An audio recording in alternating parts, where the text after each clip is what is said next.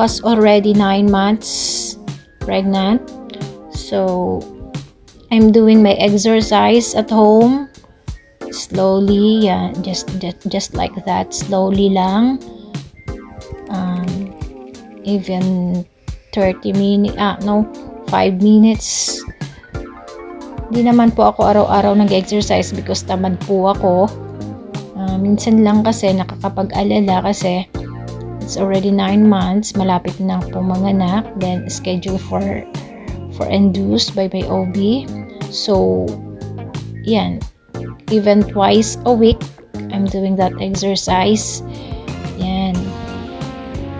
This is the other one. Yan. So, nahiya si buntis kaya nagbihes. So, ganyan. Dahan-dahan lang. Malaki na ang tiyan. Ang kinis-kinis. So, pura buyag. Diba? Kinis-kinis ng tiyan ni buntis because malaki na. Ganyan. O, see? Exercise for mabilis manganak. Hoping so that magiging okay yung panganganak ko this December 8 schedule. Yan. And it was already the date already was December 5. So 3 days na lang scheduled na ako. Pupunta na po kami ng hospital. Yan. Parang hindi na makahinga si buntis sa hapo. Hinahapo na maigi. Ang laki-laki na. 67 kilos, I think. But it's okay because I have my baby.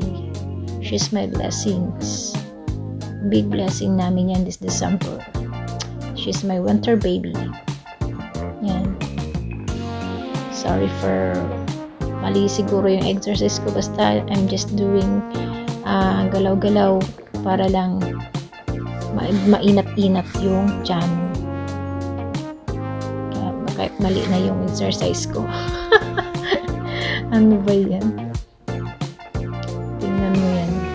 Wala na sa ayos. It's not the right exercise for the pregnant woman. Basta I'm doing like kilos-kilos lang. Galaw-galaw para